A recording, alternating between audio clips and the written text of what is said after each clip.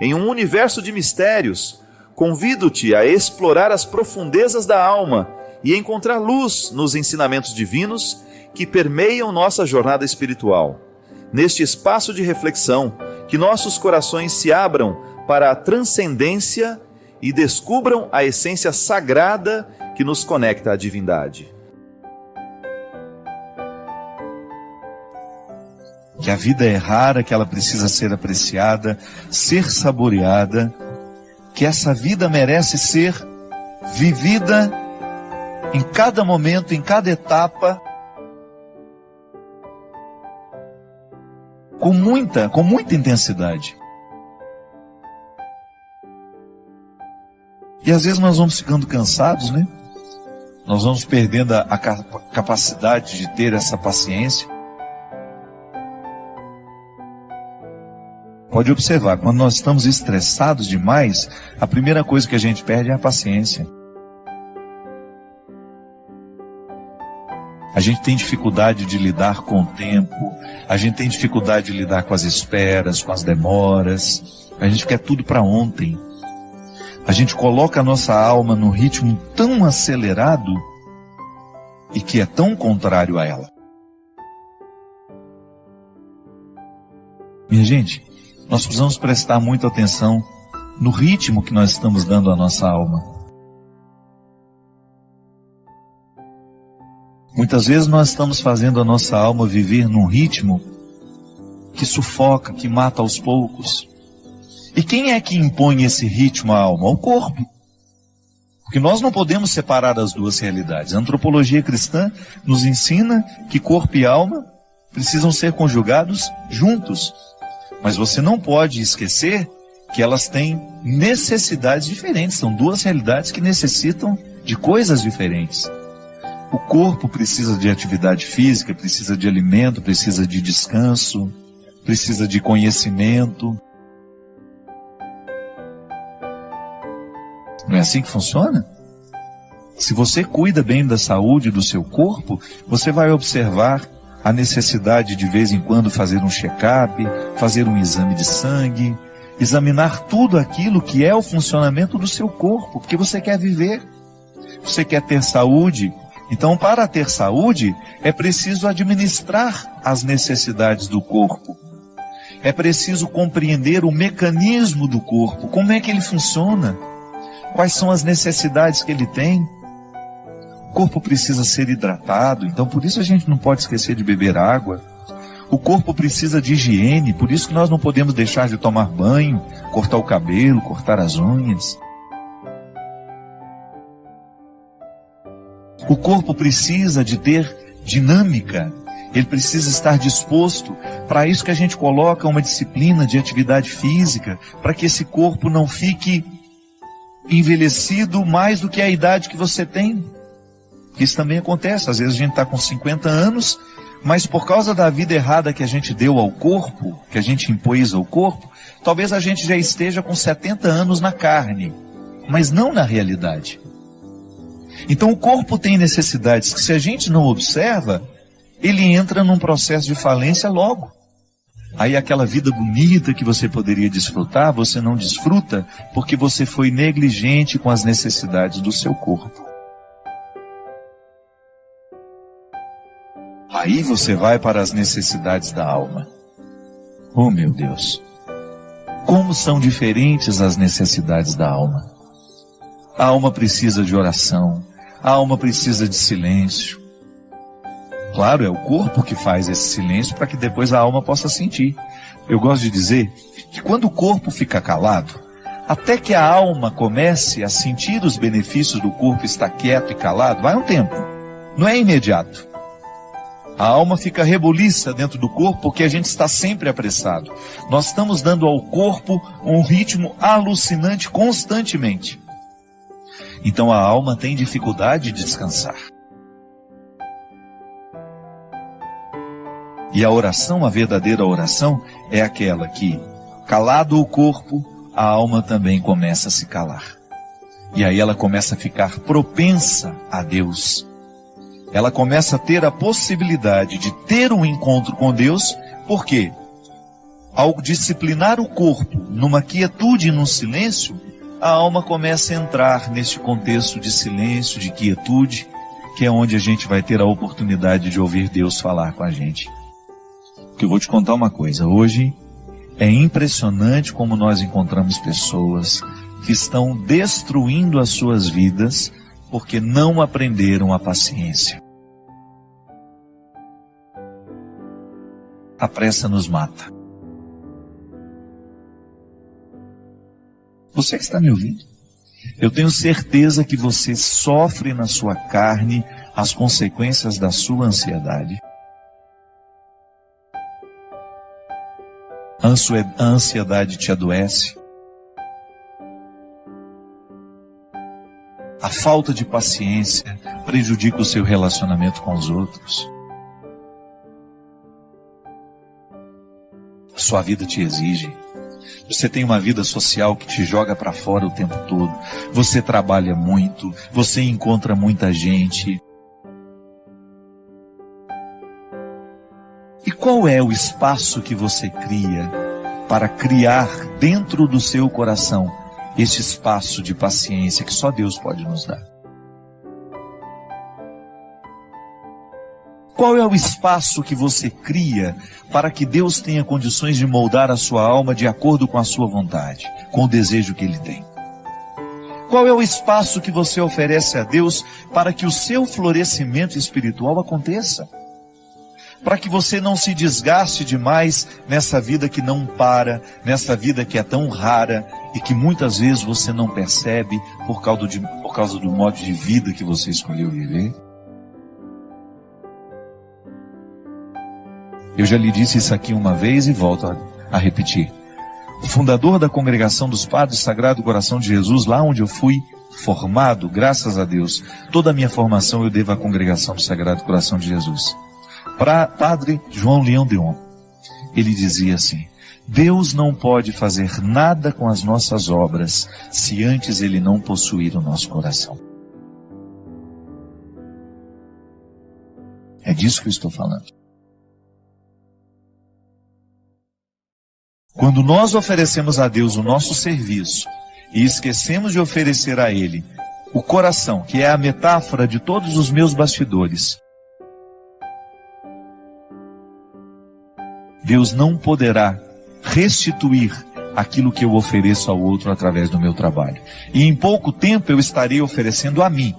E oferecer a mim, somente a mim, vai me desgastar demais. Eu vou ficar cansado, eu vou perder a paciência, eu vou ficar estressado, eu vou ficar bruto com as pessoas e eu vou esquecer a delicadeza, que é justamente a característica de todo cristão.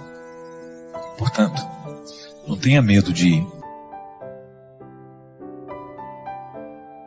introduzir na dinâmica do seu cotidiano o espaço da sua restauração interior. Pode ser 5, 10 minutos. Silêncio, oração, respiração profunda. O exercício da respiração profunda é excelente para quem quer descansar, para quem quer dormir bem. Uma boa leitura, uma música que vai lhe fazer bem. Padre, a minha questão é o seguinte: o perdão de Deus está acima de tudo o que nós fizermos e é só pedir perdão para que sejamos perdoados? Primeiramente, o perdão de Deus na nossa vida não é um processo mágico. Assim como a gente também sabe que na vida não existe nada mágico. Tudo é fruto de uma luta, de um processo, né? A gente não tem nenhuma solução mágica para as coisas. E Deus também nos trata segundo a vida. A teologia nos ensina que Deus não contradiz em nada a ordem das realidades criadas. Deus não pode interferir na história de maneira a contrariar a realidade criada. Deus não contradiz a criação. E o processo da vida humana está totalmente inserido ao processo da realidade criada. Eu sou um ser humano que vivo as regras da condição humana. Você é um ser humano que vive as regras da condição humana. E aqui existe aquela lei básica. O que a gente planta, um dia a gente colhe. Quando nós falamos de erros humanos, nós falamos então desse contexto, nós estamos dentro desse contexto. Um erro é sempre uma realidade que tem o poder de nos incomodar. Se não incomoda hoje, mais cedo ou mais tarde vai incomodar. Os erros é como se fossem pedras cheias de arestas, né? Que não se acomodam muito fácil dentro de nós. Como é que nós podemos entender o perdão de Deus na nossa vida? Perdoa tudo? O perdão de Deus está acima de qualquer realidade humana? Está. Mas tudo em Deus se configura como realidade de dois pilares. Aquilo que é o dom, que nós recebemos de graça, mas aquilo que é tarefa, isto é, aquilo que é uma realidade que depende do nosso esforço. Então Deus nos perdoa sempre? Perdoa sempre. O amor de Deus por nós está acima de qualquer erro. O pior dos criminosos, o erro mais hediondo, o crime mais hediondo tem perdão para ele diante dos olhos de Deus? Claro. Deus é misericordioso e vai estender sempre o seu amor na direção da humanidade. Só que há um detalhe. Há uma realidade humana que também precisa ser perdoada. E muitas vezes a dimensão do amor e do perdão de Deus não consegue atingir a realidade humana, não é porque Deus não quer perdoar, é porque a realidade humana ainda está terrivelmente machucada pelo erro cometido. De maneira que nós só podemos entender e compreender o benefício do perdão de Deus quando nós trabalhamos também na realidade do perdão humano. Então não adianta nada a pessoa vir se confessar, contar os seus pecados, os seus erros, se não houver, depois da confissão, um processo de reintegração, isso é, de reharmonizar o que estava desarmonizado ali dentro. Então o dom de Deus, que é perdoar sempre, só vai ter eficácia na vida humana a partir do momento em que a certeza deste amor nos faz corrigir o que é humano. Por isso que o perdão é sempre um processo terapêutico de reconciliação, de cura, né? Muitas vezes nós encontramos pessoas que já confessaram os seus pecados, mas que ainda não confessaram a elas mesmas. Já receberam a absolvição de Deus, mas ainda não receberam a absolvição delas mesmas. É interessante, eu me recordo daquele filme Titanic, né? Quando, já nas cenas finais, quando aquela senhora velha está contando que os botes, os barquinhos, né, que foram embora, quando não voltaram para socorrer os que estavam ali, à deriva, no mar gelado, porque tinham medo, os botes que cabiam ali, 80 pessoas, estavam com no máximo 20.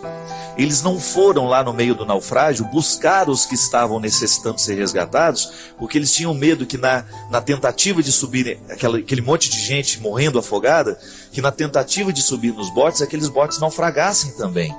E aí acabasse morrendo todo mundo.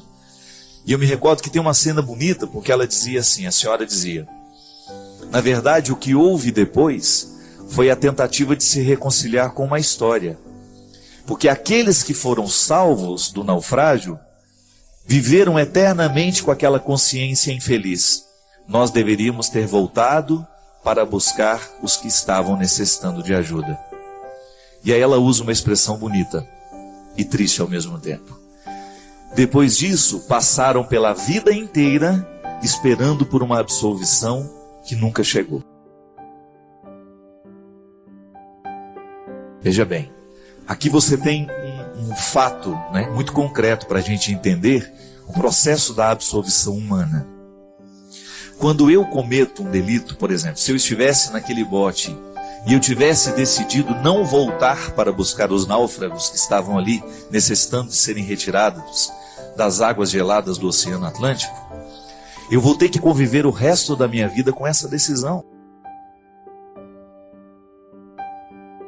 Isso é processo humano. Por mais que Deus tente interferir, por mais que Deus me prove o seu amor, eu vou ter que conviver com essa consciência infeliz de não ter voltado, de não ter feito, de não ter amado. E aí, minha gente, quando nós não alcançamos o resultado humano do perdão, dificilmente a gente vai sentir o amor de Deus e o perdão de Deus, a reconciliação divina. Porque Deus, a graça supõe a natureza, né? Como se diz. Nós precisamos da realidade humana bem curada para que Deus seja plenamente revelado em nós. Por isso que santidade é processo de aperfeiçoamento humano. Como é que eu vou experimentar o perdão de Deus na minha vida? Eu experimento o perdão de Deus na minha vida à medida em que eu me perdoo, em que eu perdoo os outros, em que eu sou perdoado pelos outros. O contexto histórico do perdão é a vida. É aquilo que você remoe aí dentro do seu coração como culpa. Às vezes você já confessou tantas vezes esse pecado, Deus já lhe perdoou, tenha certeza disso. Agora o processo é seu, é o seu dever de casa. O dom já lhe foi entregue, é presente, é de graça o perdão. Deus já lhe perdoou gratuitamente, Ele não lhe pediu absolutamente nada. Mas é natural que a resposta humana seja dada a partir de uma tarefa. A tarefa bem feita é a garantia do coração sanado, do coração curado. Não é milagre, não é mágica. O perdão é um processo histórico de trabalho, como se você tivesse que todos os dias viver esse processo de reconciliação. E é claro, quanto pior o erro, quanto maior as consequências de estrago dos erros que a gente comete, maior será o trabalho que você vai ter. O pecado não é um problema para Deus, o pecado é um problema para nós. Porque nós é que temos que conviver com as nossas fragilidades o tempo todo. E eu até acredito muito nisso, porque a qualidade do cristão está diretamente associada à qualidade do trabalho pessoal que ele tem com ele mesmo. É a matéria humana sendo trabalhada todos os dias, lapidada, retirada nas arestas, né? Quando a gente descobre que há dentro de nós um processo humano a ser feito, para que o processo de Deus em mim seja transparente. É igual um vidro sujo, gente. Quanto mais a gente joga luz naquele vidro sujo, maior é a sujeira que aparece. Mas isso não é para a gente ficar desanimado, não. Quanto mais luz você joga naquele vidro, maior é a necessidade que você tem de poli-lo, de limpá-lo, de tirar a gordura que se acumulou, a poeira que se acumulou. Às vezes nós estamos como vidros sujos, né? É muita gordura acumulada, é muita poeira acumulada na nossa vida pela falta de perdão, pela falta de reconciliação com a gente mesmo, com os outros.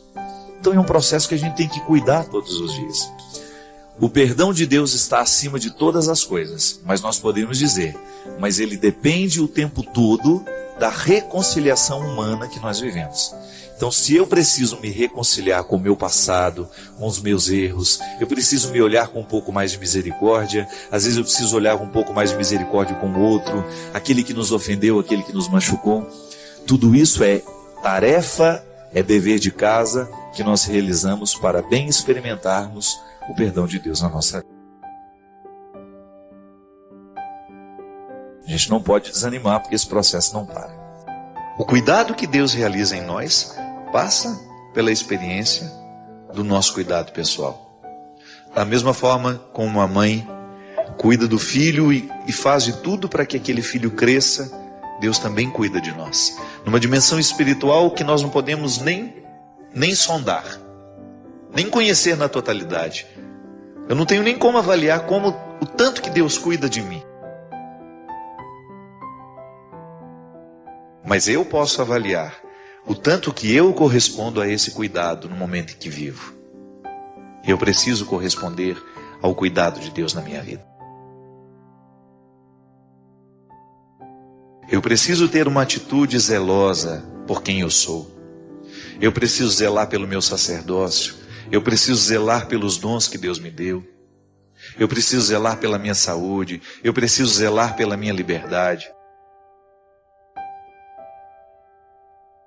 Eu gosto de dizer sempre que eu confio na providência divina, mas eu olho para os dois lados antes de atravessar a rua.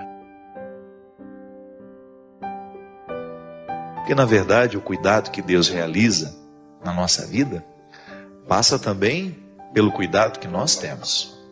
É parceria. Deus nos cuida e o tempo todo zela pela nossa vida, mas espera também que a gente faça o movimento de zelo, porque é uma atitude amorosa. Você já parou para pensar que o amor, toda vez que nós amamos e somos amados, nós exercemos essa reciprocidade que também nos convoca a responsabilidades mútuas? Eu porque sei que sou um filho amado pela minha mãe, Eu sei que minha mãe cuida de mim, mas eu também vou me cuidar por causa do amor que eu tenho por ela. É recíproco. Eu sempre tenho essa preocupação, minha gente. Jesus morreu, viveu, ressuscitou por mim, para minha salvação. Jesus nasceu, veio ao mundo para minha salvação. Como é que eu zelo dessa salvação? A teologia nos ensina que a salvação é um dom, mas que a gente pode recusar. Infelizmente, muitas pessoas recusam o dom da salvação. Não recusam pelas palavras. Vão até diante do Senhor e professam ali a fé, vão à missa, vão ao culto, participam da celebração da palavra, mas não celebram com a vida a ressurreição, não celebram com a vida a salvação. Porque nós precisamos honrar essa salvação, zelar pela salvação. E não é só a profissão de fé pela boca, não, é o jeito de viver. Como é que você zela pela sua salvação, por exemplo? Como é que você corresponde a esse dom recebido? É uma pergunta nossa de cada dia. Passa pelo crivo da nossa conversão. Sabe aquela análise minuciosa que nós precisamos fazer da nossa conversão? O quanto que do meu coração já está convertido? Quanto que de mim já é parecido com Jesus? Porque essa é a conversão. A proposta cristã é a gente se tornar cada vez mais semelhante a Jesus. No nosso jeito de pensar, no nosso jeito de falar, no nosso jeito de viver, no nosso jeito de amar. Lá no nosso trabalho, lá onde você é convidado a viver, lá você está. Como um legítimo testemunha de Jesus. Testemunha do Evangelho, daquilo que Ele fez na sua vida. Mas é ali que entra o seu zelo, para que você não se torne escândalo para o outro.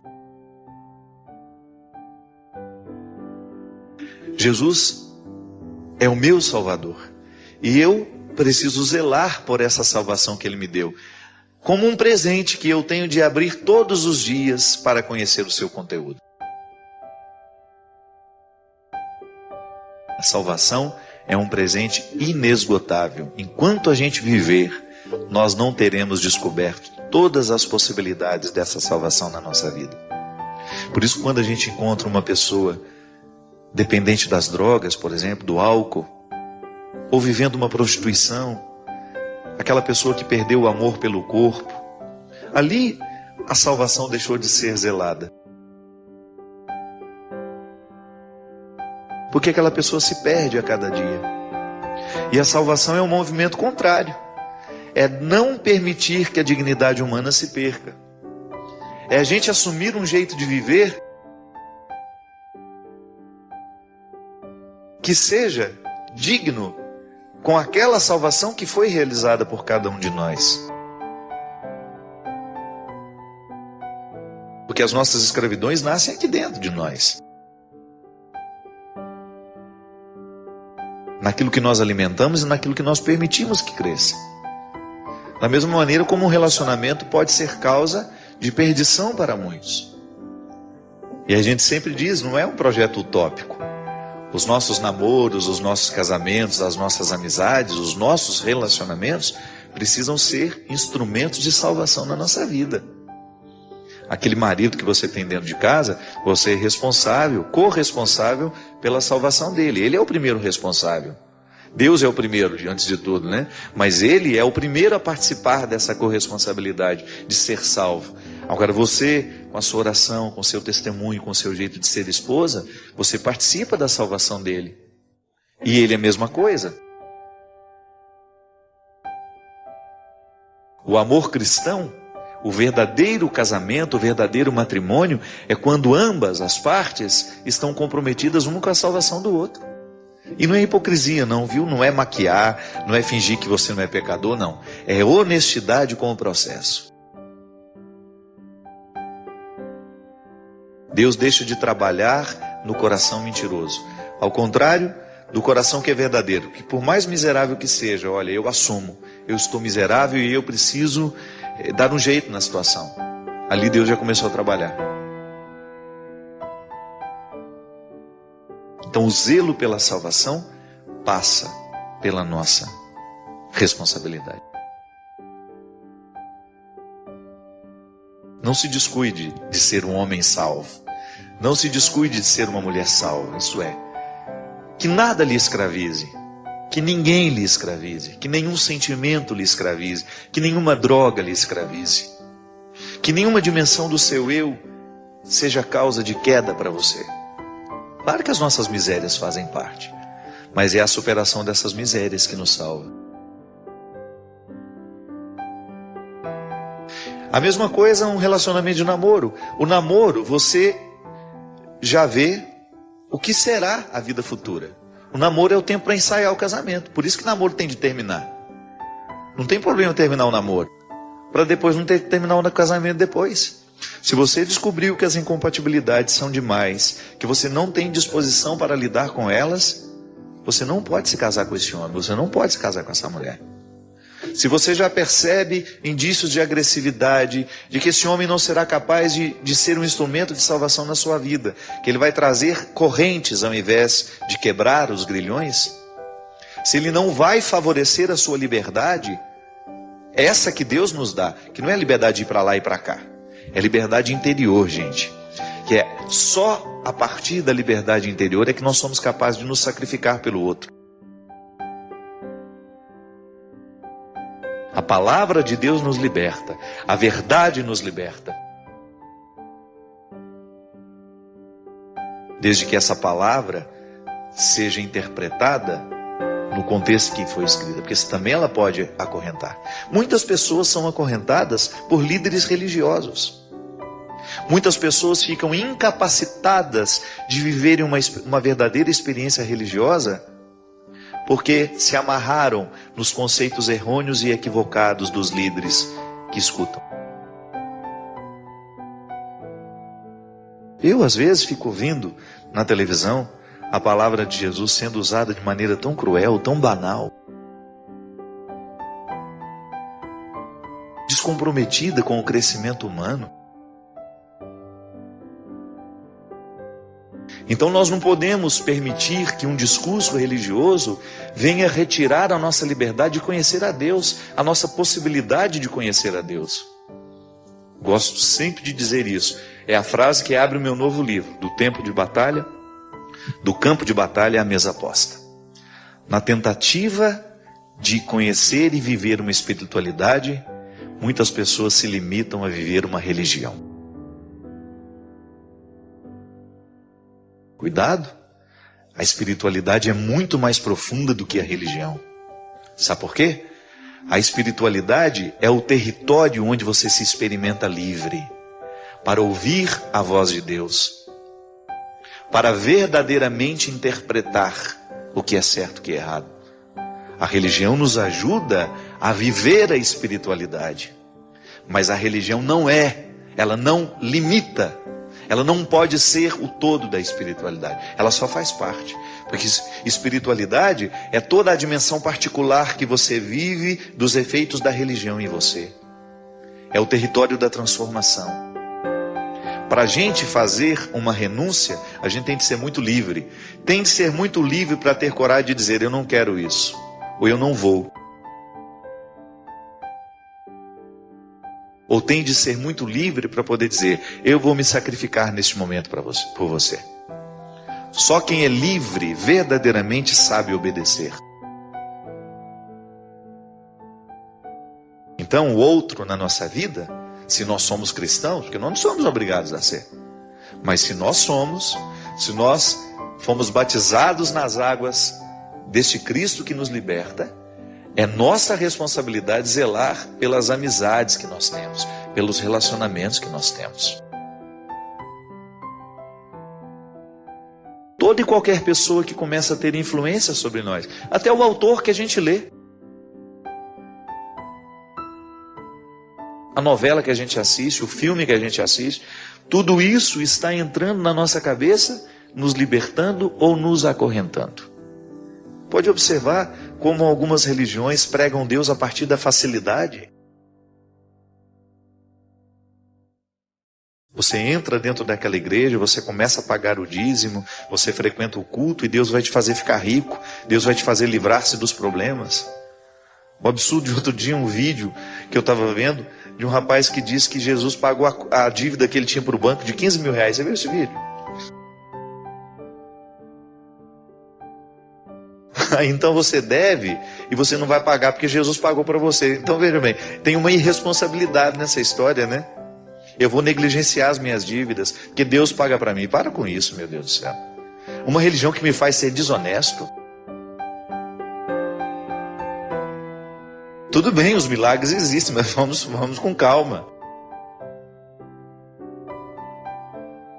Então, às vezes, uma pessoa inocente vê um vídeo desse, aquela coisa sem discernimento, e vai acreditar que Deus faz isso na nossa vida. O pior, vai acreditar que Deus tem obrigação de pagar as nossas dívidas.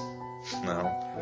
Deus nos dá saúde e a gente trabalha e paga o que deve. Isso é mais honesto, isso é mais sensato. Foi Jesus mesmo que disse: dai a César o que é de César. Mas a nossa atitude é que vai dizer se estamos salvos ou não. A maneira como nós estamos nos tratando é que vai dizer se estamos salvos ou não. Porque ali, quando nós estamos convidados a fazer um trabalho com os nossos irmãos de igreja, de comunidade, de trabalho, é ali que nós vamos zelar pelo caráter salvífico desse batismo que nós recebemos. É ali que nós vamos nos exercitar. É ali que nós vamos ver se a gente está sendo ou não cristãos. É o fruto. Você parou para pensar que às vezes nós vivemos uma pertença religiosa infrutífera? E até mesmo nós vamos ficando desanimados, porque todo ser humano gosta de ter resultados. E o resultado do cristianismo é coração amadurecido, não é outra coisa. Ah, a riqueza veio porque você trabalhou. Ah, a riqueza veio porque você tem um dom e você exercitou esse dom honestamente, você conseguiu isso, conseguiu aquilo. Tudo bem. Só que a verdadeira riqueza que o cristianismo pode nos dar, sabe qual é? É o coração amadurecido. É o desafio de toda hora, zelar pela salvação. Porque senão, nós estamos lá dentro da igreja, mas estamos mais perdidos do que quem está fora. Porque dentro da igreja, seja ela qual for, nós corremos o sério risco de estar protegidos pela hipocrisia. O templo não nos salva. Estar lá dentro não nos salva. Cantar os hinos, isso até os ateus fazem. Quem não crê, os indiferentes, não estou dizendo que ateu é ruim não, viu? Não estou dizendo isso não. Porque às vezes a gente encontra mais honestidade num coração que não se dobra, que não crê, do que naquele que está lá todo dia. Também não estou dizendo que você tem de ser ateu. Eu acho que a fé faz bem ao coração. O que eu estou dizendo é que muitas vezes os templos podem ocultar as nossas hipocrisias. E a gente acha que está salvo. Então, quando nós ligamos a televisão e a gente vê a palavra de Deus sendo usada de maneira tão irresponsável, com proclamação de milagres questionáveis, muito mais para poder provocar um poder midiático, de adesão de outros crentes, de adesão de outros fiéis. Muito cuidado com isso. Deus faz milagre? Faz. Mas Deus não pode se tornar um espetáculo. Deus não pode se tornar um discurso espetaculoso que fira a ordem das coisas. Sabe? Porque isso é corrente que você coloca na alma de uma pessoa, que impede de viver essa verdadeira liberdade, que nos coloca diante de Deus, permitindo que Ele seja Deus e que eu seja quem eu sou. tristeza que a gente não tenha no nosso dia a dia um programa que eduque verdadeiramente as nossas crianças, né? Um programa que a gente tem de pagar, infelizmente, um canal fechado, onde você tem a oportunidade de ter lá algumas reportagens que vão realmente agregar a nossa vida. Isso é cristianismo, minha gente. Que é quando você percebe que as pessoas estão mais seletivas, que o Evangelho trouxe ao coração daquelas pessoas capacidade de selecionar melhor o que vão digerir ou não, o que vão consumir ou não. E volto a dizer, é muito mais do que estar dentro do templo. É você incorporar um valor, trazê-lo e dividi-lo com a sua família. Acho que uma verdadeira família cristã é aquela que seleciona tudo que entra dentro de casa. Nós não somos obrigados a consumir o lixo cultural que tem sido produzido pela sociedade, que nos nivela por baixo. Nós vamos ficar mais seletivos, nós vamos estudar um pouco mais. Então cuidado a quem você escuta. Quais são as autoridades que estão lhe ajudando a crer? Zele por essa salvação que lhe vem pela palavra. Escolha bem o alimento espiritual que você dará a você. Cuidado com o que lê, sabe? De sentir e desejar o que é mais nobre. Quando um povo é capaz de desejar o que é mais nobre, quando você sente que o dinheiro trouxe às pessoas a oportunidade de crescerem culturalmente, de você sentir que esse povo está mais educado para querer o que é nobre, que não se aceita, que não aceita ser nivelado por baixo, com essa programação de televisão que tantas vezes desconsidera a inteligência das pessoas, ou então que propõe um gosto amargo o tempo todo. O tempo todo noticiando o que é amargo e as pessoas engolindo isso e desejando esse tipo de notícia e desejando esse tipo de programa, cuja pauta é só a vida do outro, é a fofoca que se faz. Não é um livro para te alienar.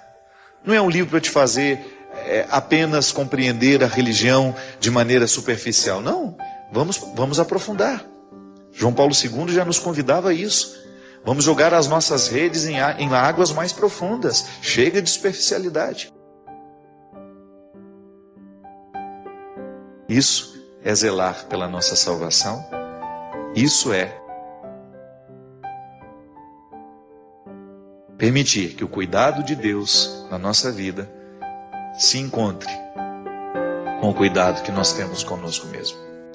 Porque às vezes eu fico assustado quando o discurso religioso dispensa o esforço, a luta, e só nos promete a vitória, como se ela fosse fruto de uma mágica. Reza e Deus lhe faz vencer. Não. Reza, faz a sua parte, que a vitória virá. Nós nunca podemos admitir que um discurso religioso seja feito a partir de uma experiência que nos retira a responsabilidade de fazer a nossa parte. E a gente sabe que às vezes o discurso é feito até com boa vontade, mas ele não corresponde à verdade humana. É por isso que o discurso religioso precisa sempre ser equilibrado entre céu e terra. Deus nos faz alcançar a vitória? Sim. Para isso Ele nos fez. Mas a gente precisa retirar essa vitória, muitas vezes, desse contexto glamouroso, né? Essa vitória, ela é suada, ela é conquistada com luta diariamente. E é bom que a gente sempre tenha isso em mente, que toda a ação é de Deus, que nos antecede. Deus se apressa em ser bom, para que a gente tenha condições de ser bom também. É tão interessante e é tão radical esse posicionamento teológico, que na teologia do sacramento da penitência, a igreja nos ensina que até mesmo quando a gente se arrepende, Deus já agiu dentro de nós para que a gente tivesse condições de arrepender. Não é interessante isso? Eu só posso me arrepender do meu pecado se Deus visitou o meu coração e provocou dentro de mim aquele sentimento de inadequação que me faz reconhecer que o que eu fiz não foi bom. Então, até para eu me arrepender, Deus precisa estar dentro do meu coração. De maneira que o arrependimento não é só uma obra humana. É claro que o arrependimento vai passar pelas minhas faculdades mentais, eu vou processar a informação, eu vou viver o desconforto por aquilo que eu fiz de errado, mas o que me motiva a refletir sobre o erro e ter condições de encontrá-lo e de reconhecê-lo é a ação de Deus em mim. Então, eu só posso ser bom porque a bondade de Deus agiu primeiro dentro do meu coração. Eu só tenho condições de fazer um gesto de bondade porque primeiramente eu fui visitado pela bondade de Deus no meu coração. E é por isso que eu estou dizendo que a ação de Deus na vida humana e a vida cristã, podemos dizer, a vida cristã, ela é sempre a resposta à graça divina que atua em nós. Mas se eu não respondo a essa graça, é provável que eu passe a minha vida tendo a oportunidade de ser bom e nunca serei porque faltou o meu esforço. Toda vez, por exemplo, que eu decido perdoar alguém, eu já estou visitado pela graça de Deus em decidir perdoar alguém. Mas a gente sabe que o processo de perdoar será uma luta minha. Quando eu terei de encontrar aquela pessoa, engolir o sapo, daquela coisa desagradável que muitas vezes nos dá, vontade de chegar e de falar um desaforo e de já ficar sendo descortês com aquela pessoa, porque às vezes a gente tem essa necessidade. É impressionante como nós exercemos a nossa maldade com as pessoas, sem perceber às vezes. Pode observar que às vezes você é mal com o outro sem perceber que está sendo. É quase que um processo inconsciente, que nos faz muitas vezes pegar o outro para Cristo, como comumente nós costumamos dizer, e julgamos sobre eles, sobre aquela pessoa, todas as nossas mazelas, todas as nossas frustrações, todos os nossos desequilíbrios. É horrível isso. Mas aí a nossa consciência se acende e a gente decide que a gente vai viver melhor, que a gente não tem o direito de crucificar o outro com os nossos pecados. E então Deus começa a agir em nós e nós vamos como que colocando em cima da mesa todas as peças que constituem a nossa totalidade para a gente poder arquitetar melhor isso. Então Deus me quer vitorioso, Deus lhe quer vitorioso, sim, nós acreditamos nisso. Mas se a gente não assume a responsabilidade que nos cabe diariamente, é provável que o desejo de Deus não atinja a nossa carne. Ele não se concretize em nós. E não adianta. Deus quer que eu seja feliz, que você seja feliz. Deus quer que a gente viva bem. Mas se a gente não faz a nossa parte nessa história, jamais vamos conseguir chegar ao resultado daquilo que Deus quis para nós. É o refrão bonito, da música Tudo Posso, da minha querida amiga Celina Borges. Vou perseguir tudo aquilo que Deus escolheu para mim.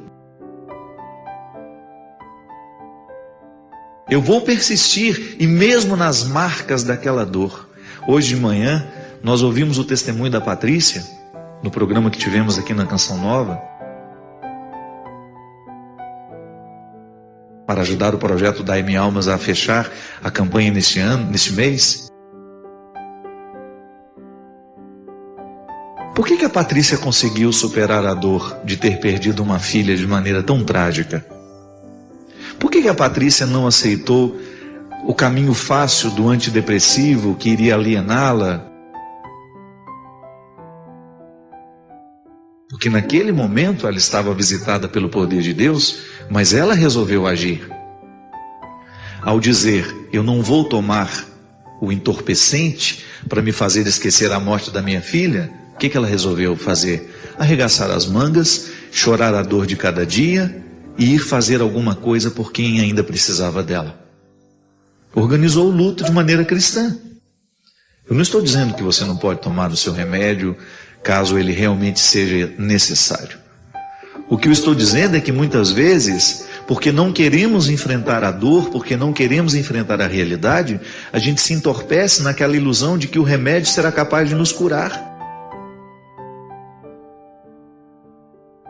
Não, minha gente, não é assim. Quando Deus está presente dentro do nosso coração, a gente vê a vida como ela é. A gente enxerga os fatos, as tragédias, as dificuldades, e a gente se coloca diante de tudo isso de maneira responsável. A dor é humana. A dor é humana e por mais absurda que ela possa nos parecer, nós podemos dar conta dela sim.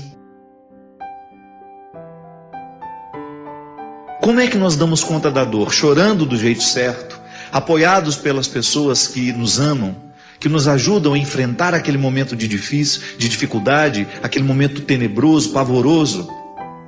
Como é que nós organizamos o luto? É enfrentando diariamente, é chorando a dor de cada dia, é a gente não permitindo que a vida fique paralisada, mas que a gente aos poucos, a gente comece a fazer um movimento natural que nos reencaminhará ao contexto da harmonia,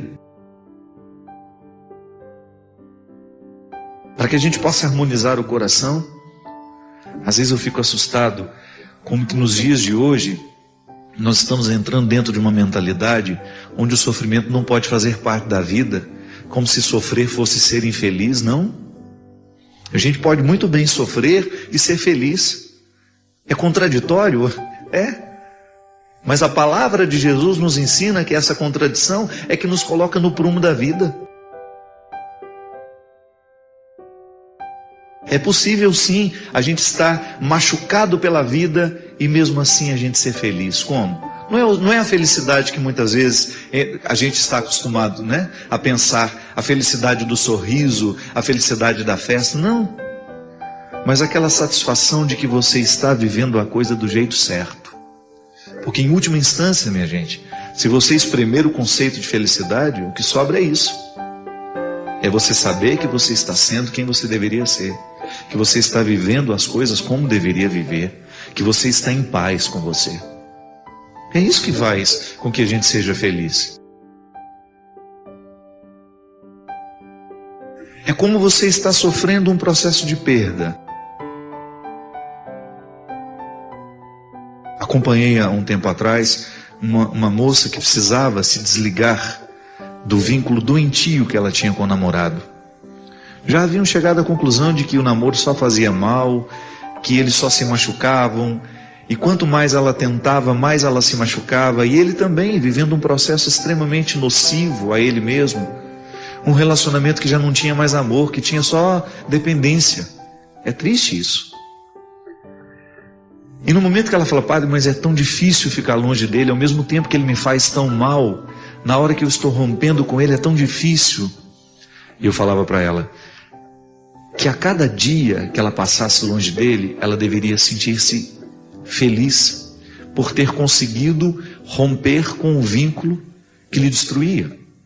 Como é que essa menina vai conseguir ser capaz de superar esse rompimento?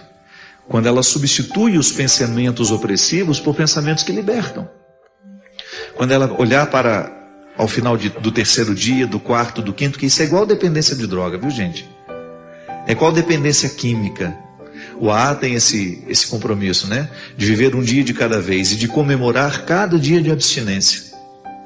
É assim? Aquela menina só vai conseguir se libertar do processo nocivo que o relacionamento representa na vida dela no dia em que ela interpretar o afastamento como uma maneira que ela tem de se beneficiar. É assim que a gente organiza o luto. Agora, se ela tiver medo da ausência, que faz mal, mas que ao mesmo tempo, né, cura, ela jamais vai conseguir se libertar. E às vezes até o distanciamento é necessário para que, quem sabe, até volta, mas volta de uma maneira mais madura, mais harmônica, mais responsável, né? Não é nenhum problema, namoro foi feito para ser terminado.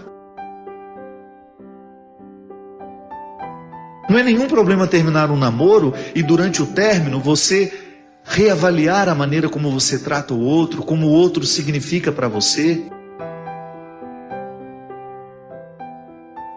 E a partir desta ausência, você estabelecer uma nova forma de estar com ele, e aí volta. E o retorno faz com que o namoro avance em qualidade. Mas quando estão todos lá no lodo da autodestruição, é difícil, não tem luto. O luto não está sendo organizado. O luto está sendo estendido e não organizado. Na vida da gente é assim. Se a gente quiser vencer alguma situação que está nos oprimindo, nós temos de enfrentar o sofrimento do dia a dia. Somente a partir das técnicas que nós vamos descobrir, né? Porque cada ser humano vai reagir de uma forma.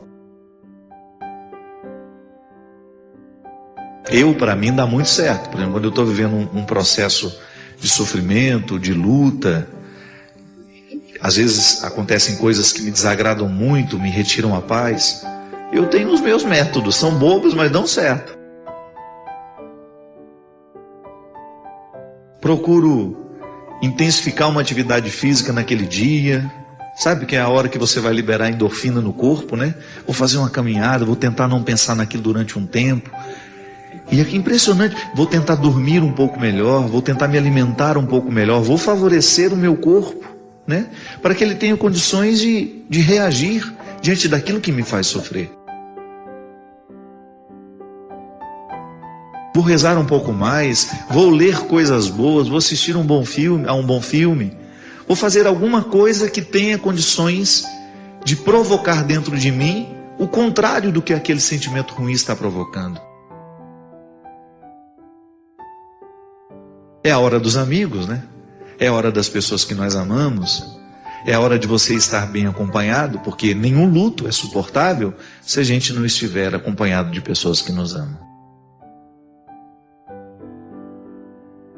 Patrícia experimentou na carne, experimenta diariamente. Viver para mim é Cristo. Morrer é ganho. Não significa perder a vida, viu, esse morrer? É morrer no dia a dia para aquilo que não nos permite viver. É uma decisão inteligente. Todos os dias você alimenta sentimentos que são de morte. Todos os dias você alimenta pensamentos que são de morte. Então o que você faz porque você é cristão? Corta na raiz tudo aquilo que significa morte na sua vida. Ainda que esta morte possa lhe dar um prazer temporário, né? Que as coisas de morte, muitas vezes elas nos alimentam com prazeres temporários. Você vai lá e corajosamente elimina aquele poder do mal. E então você está contribuindo para que a vitória que Deus quer que aconteça na sua vida, aconteça de fato. Queria aproveitar, o dia eu recebi um e-mail, não tenho ele aqui em mãos, mas eu me recordo que a pessoa estava questionando um trecho da minha pregação lá em Belo Horizonte. E a pessoa dizia que que foi muito bonito tudo que eu falei, mas que eu coloquei uma dúvida no coração dela. Eu estava dizendo que o que nos salva não é o tanto de vezes que nós vamos à missa, mas é o tanto de vezes que o amor demora dentro de nós. Então ela estava me questionando se eu estava relativizando o valor da Eucaristia. De maneira nenhuma, né? O que eu estava dizendo é que o valor da Eucaristia não está no quanto nós repetimos o gesto, mas é no quanto o gesto demora dentro de nós. Mesmo porque um conceito interessante, minha gente, da liturgia eucarística, da teologia que a liturgia nos ensina, é que a missa não termina. A missa é processo de continuidade. O que tem fim é a celebração. Tanto é que o padre nos despede assim: vamos em paz e que o Senhor nos acompanhe. A missa não termina. Eu me lembro que quando era criança escutava a comentarista dizendo isso, e o padre às vezes também dizia: a missa não terminou, vamos em paz e que o Senhor nos acompanhe. Um jeito de nos ensinar que o momento celebrativo ele é apenas um início daquilo que se estende na vida. Tanto é que é cíclico.